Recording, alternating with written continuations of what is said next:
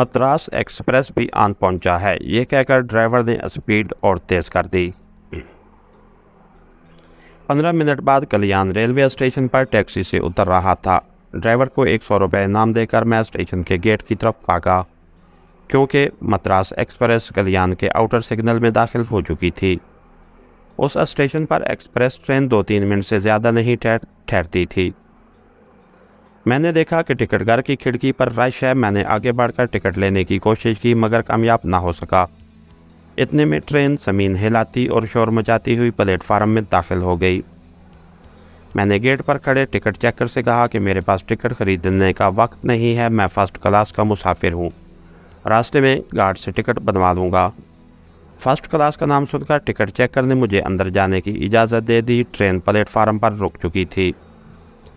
मैं पिछली बोगियों की तरफ दौड़ा।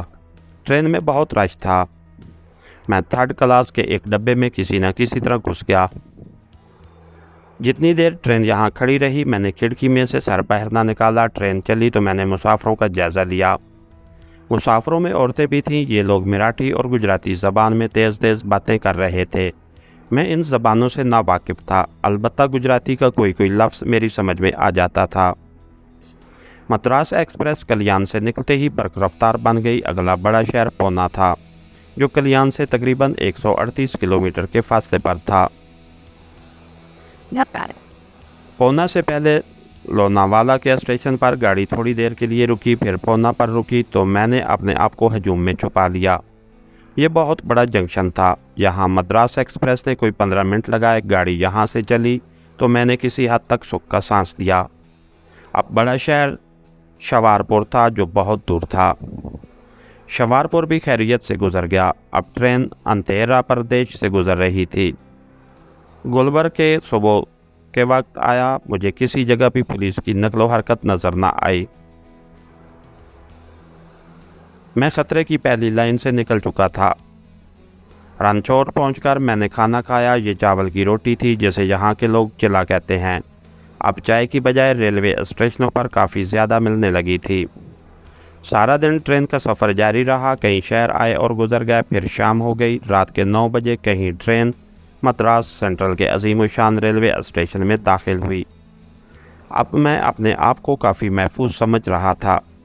यहाँ 2 सूबों के माबैन राब्ता की ज़बान अंग्रेज़ी है। अंग्रेज़ी का मेयार यहाँ से बहुत बुलंद है। रेलवे कुल्ली तक अंग्रेज़ी ज़बान में अपना मफ़हूम समझा लेते हैं। मुझे मद्रास से आगे मंडलिया कैंप नामी शहर जाना था, जहाँ ज़ेर ज़मीन एटमी प्लांट काम कर रहा था। मेरे सामने बहुत बड़ा मिशन था। मैं अकेला और अजनबी था। मैं इन लोगों की ज़बान से भी नावाकिफ़ था। बज़ाहिर मेरा मिशन एक नामुमकिन मिशन था। उस मुल्क ने अपने एटमी प्लांट के मरकज़ को दुश्मन जासूसों के लिए खुला नहीं छोड़ रखा होगा। कदम कदम पर हिफाजती इंतज़ामात किए गए होंगे। मेरे पास तो अब जहरीला सुगार भी नहीं था। मैं सिर्फ खुदा के सहारे और अपने अज़म के बल पर आगे बढ़ता चला जा रहा था। लेकिन अब आगे जाने से पहले मुझे कुछ मनसूबाबंदी की ज़रूरत थी। इसलिए मैंने फ़ैसला किया कि कुछ रोज़ मद्रास में क़याम किया जाए। मेरे पास भारतीय करेंसी भी ख़त्म होने वाली थी। बमुश्किल 500-600 रुपये बाकी रह गए थे। मुझे रुपयों का भी बंदोबस्त करना था।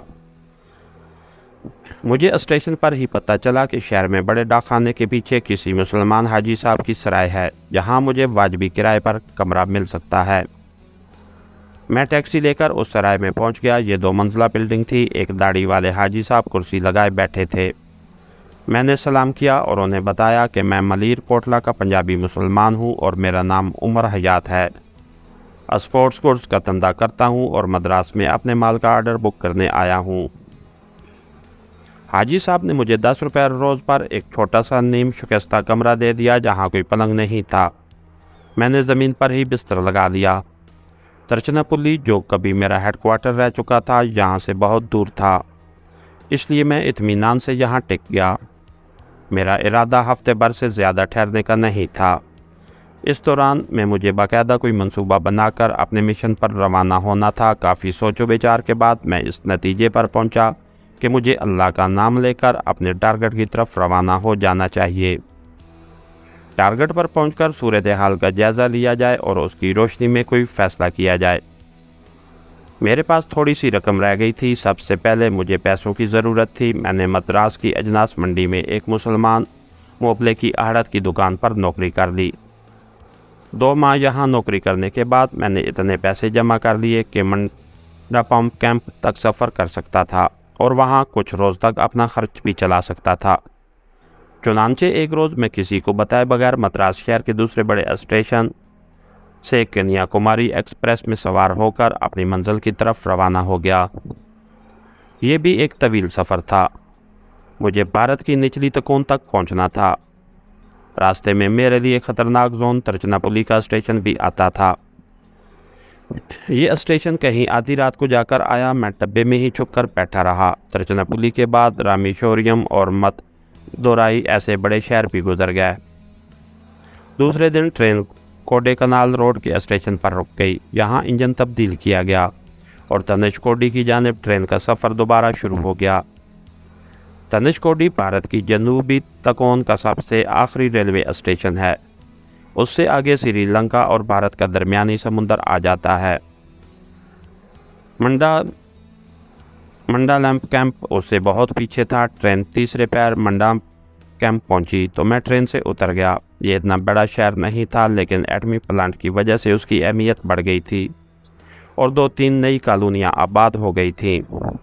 इस अरसे में मुझे तमिल ज़बान में थोड़ी बहुत शुद्ध-बुद्ध हो गई थी।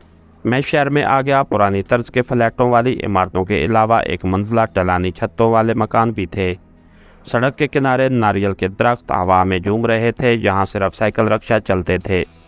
पुलिस के सिपाहियों की नीली वर्दियाँ मद्रास पुलिस ऐसी थीं।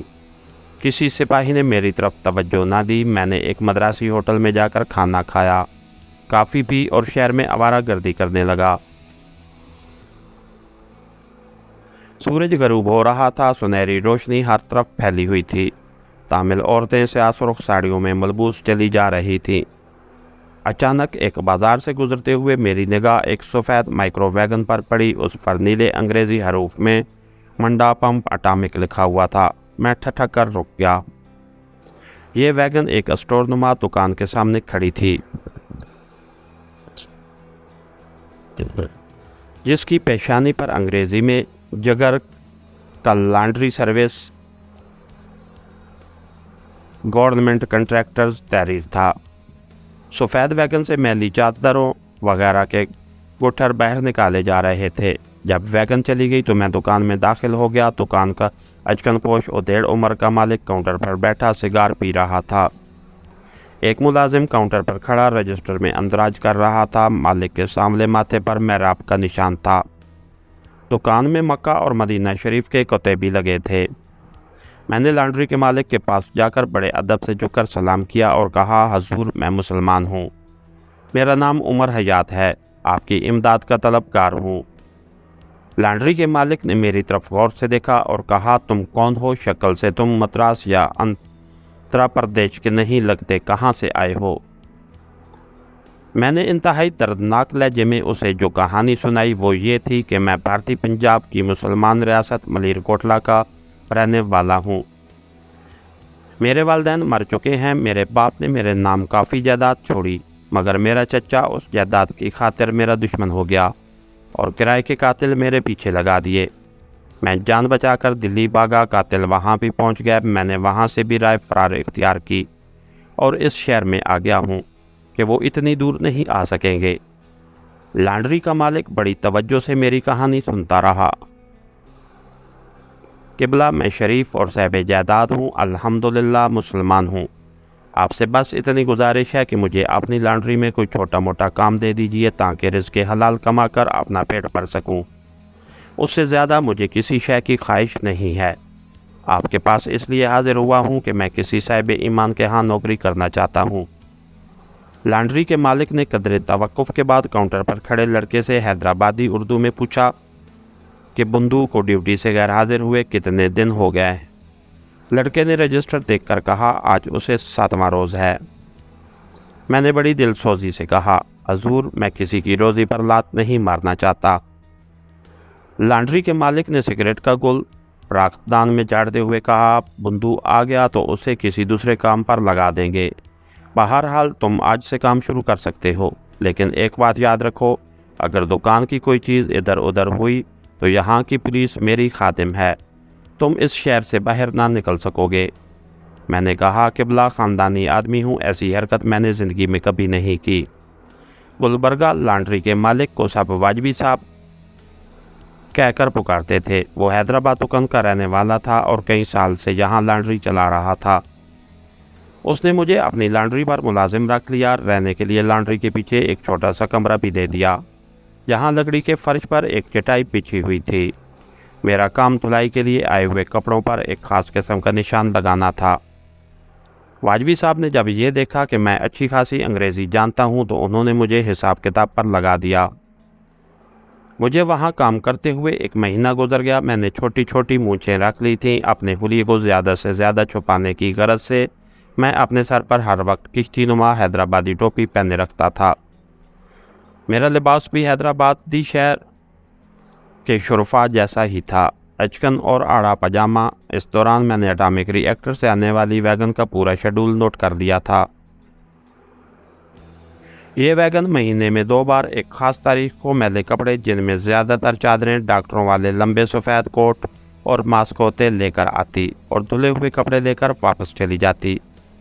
इस वैगन का ड्राइवर एक बूढ़ा तामिल हिंदू था जो सफ़ेद गोल टोपी और सफ़ेद लंबा कोट पहनता था। मैंने वाजवी साहब को अपने हुस्न इखलाक से गर्विदा बना दिया था। मैं उनके साथ शाम की एक नमाज भी पढ़ता था। उसने एक बार मेरे गले में पड़े हुए मुक़द्दस नक्श के बारे में पूछा तो मैंने बताया कि ये तावीज़ मेरी वालदा ने मरने से 2 रोज़ कबल मुझे दिया था और कहा था कि उसे गले से कभी ना उतारना। ये तुम्हारी खुशनसीबी की इलामत है। वाजबी साहब बोले, बजा फरमाया। मियाँ उमर हयात, वालदा की दुआएं हमेशा हमारे साथ होती हैं। एटॉमिक रिएक्टर के बारे में वाजबी साहब की मालूमात वाजबी सी थी। ये रिएक्टर शहर के 30 किलोमीटर दूर एक वैरान मकाम पर वाक़ था, जहाँ इजाज़त के बगैर कोई नहीं जा सकता था। वाजबी साहब को बस इसी कदर मालूम था कि इस एटमी मरकज़ में बिजली सप्लाई करने का कोई बहुत बड़ा जनरेटर तैयार हो रहा है, जिसकी मदद से भारत के सारे कारखाने दिन रात काम कर सकेंगे। एटमी रिएक्टर वालों ने अपने मुलाजमों को भी यही तअस्सुर दे रखा था। इस एतबार से एटॉमिक सेंटर में सिर्फ चंद साइंसदान ही ऐसे होंगे जिनको असल बात का इल्म होगा, यानी ये कि उस जगह हाइड्रोजन बम के तजर्बे के लिए इब्तदाई काम हो रहा है। मुझे ये भी मालूम हुआ कि जो डॉक्टर और साइंसदान वहाँ काम करते हैं उनकी रिहायशी कोठियाँ वहीं बनी हुई हैं और वो वहीं रहते हैं। वैसे वो जब चाहें शहर आ जा सकते हैं, लेकिन बकौल वाजबी साहब उनको बहुत कम शहर में देखा जाता है। मैंने एक हौसला अफजा बात ये भी नोट की कि महीने में एक बार हमारी लॉन्ड्री का एक शख्स वैगन में बैठकर किसी ज़रूरी दफ्तरी कार्रवाई के लिए एटॉमिक सेंटर जाता था। कभी कभी वाजबी साहब खुद भी चले जाते। उसके लिए इन दोनों को ख़ास इजाज़तनामे मिले हुए थे जो उन्हें वहाँ जाते हुए अपनी गर्दन में लटकाने पड़ते थे। एक बार ऐसा हुआ कि वाजबी साहब को बुखार था। उस रोज़ लॉन्ड्री के आदमी को रसीदों पर दस्तखत कराने एटॉमिक सेंटर जाना था। दूसरा आदमी इत्तेफाक से छुट्टी पर था। एटॉमिक सेंटर की गाड़ी जाने के लिए तैयार थी। मैंने वाजबी साहब से कहा, आप क्यों तकलीफ़ करते हैं, मैं चला जाता हूँ। मियाँ बरखुरदार, तुम मेरी जगह वहाँ नहीं जा सकते, तुम्हारे लिए एक अलग इजाज़तनामा बनवाना पड़ेगा। चुनांचे अगले माह मेरा इजाज़तनामा भी बनवा दिया गया। ये नीले रंग का एक ID कार्ड था जिस पर मेरी तस्वीर चस्पा थी और एटॉमिक सेंटर के चीफ सिक्योरिटी ऑफिसर के दस्तखत और मोहर लगी थी। मेरे मिशन का पहला मरहला कामयाब हो गया। उसी महीने जब आखिरी तारीखों को एटॉमिक सेंटर की वैगन तुलाई लेने आई तो वाजबी साहब आराम कुर्सी पर सुकून से बैठे सिगरेट पी रहे थे। बोले, आज तुम चले जाओ मियाँ, मगर ख्याल रहे इधर उधर झांकने या बगैर इजाज़त किसी तरफ जाने की हरगिज़ कोशिश ना करना। खातिर जमा रखिए, किबला मुझे तो अपने काम से गर्ज है। ये कहकर मैं वैगन में बैठ गया और एटॉमिक रिएक्टर की तरफ रवाना हो गया। ID कार्ड मैंने अपने गले में लटका लिया था जो मेरी अचकन के बाहर सीने से झूल रहा था। पहले तो वैगन नारियल के दरख्तों में गिरी हुई एक सड़क पर चलती रही। 10-15 किलोमीटर आगे निकलने के बाद रेतला इलाका शुरू हो गया। समुंदर यहाँ से ज़्यादा दूर नहीं था। सड़क पुख्ता थी और रास्ते में हमें कोई गाड़ी आती जाती ना मिली। दूर से मुझे एल्युमिनियम का एक बुलबुला सा दिखाई दिया। ये एटॉमिक रिएक्टर का मखसूस गुंबद था। यह सफ़ेद रंग की एक 2 मंजिला इमारत के ऊपर बना हुआ था। उसके इर्द गिर्द बहुत से दफातर थे। एटॉमिक सेंटर की खास इमारतों के गिर्द खारदार तारों की ऊंची बाड़ थी। उसके बाहर वसी इलाके में दायरे की शक्ल में कितनी ही 1 मंजिला कोठियाँ थीं। उस सारे के सारे कम्प्लेक्स को एक और कोई 30 फुट ऊंची खारदार बाड़ की दीवार ने घेरे में ले रखा था। कम्प्लेक्स के बाहर फौज की चौकी थी। मेन गेट बंद था। उसके बाहर 2 गोरखा फौजी स्टेन गने लिए पहरा दे रहे थे। हमारी वैगन गेट पर रुक गई। एक गोरखा सिपाही ड्राइवर के पास आया। ड्राइवर का आईडी कार्ड देखकर गोरखे फौजी ने मेरा कार्ड भी देखा, फिर मेरी शक्ल गौर से देखी और दूसरे सिपाही को इशारा करके कैबिन में जाकर फ़ोन पर नंबर मिलाया तो गेट अपने आप खुलना शुरू हो गया। वैगन कम्प्लेक्स में दाखिल हो गई। मैंने एक एक चीज़ का जायज़ा लेना शुरू कर दिया। उस कम्प्लेक्स का कोई ब्लॉक ऐसा नहीं था जिसके बाहर कोई गोरखा सिपाही स्टेन गन लिए पहरे पर न खड़ा हो। कुछ सफ़ेद लंबे कोट वाले साइंसदानों को मैंने एक ब्लॉक से निकलकर दूसरे ब्लॉक की तरफ जाते देखा। हमारी वैगन एटॉमिक कम्प्लेक्स के अकाउंट्स ऑफिस के सामने जाकर रुक गई। चीफ अकाउंट्स ऑफिसर एक काला कलोटा दुबला पतला तामिल था। उसके बालों में सफ़ेदी की झलक थी। वो माथे पर तिलक लगाए मेज़ पर बैठा काम कर रहा था। मुझे देखकर ड्राइवर से तामिल ज़बान में कुछ पूछा। ड्राइवर ने भी तामिल ज़बान में कुछ जवाब दिया। अकाउंट ऑफिसर ने ज़रा सा सर हिलाया, मेरा आईडी कार्ड देखा, अपने दस्तखत और दफ्तर की मोहर देखी और अंग्रेज़ी में बोला, तुम लॉन्ड्री वाले का नया आदमी है? Yes sir. अकाउंट ऑफिसर की मेज़ पर उसके नाम की तख्ती पड़ी थी। स्वामी कृष्णन चट्टी लिखा था। चट्टी वहाँ की बड़ी आम गोत या ज़ात है। मद्रास और केरला में आपको चट्टी ज़ात के बहुत लोग मिलेंगे। मैंने एहतियातन ज़्यादा गुफ्तगू न की।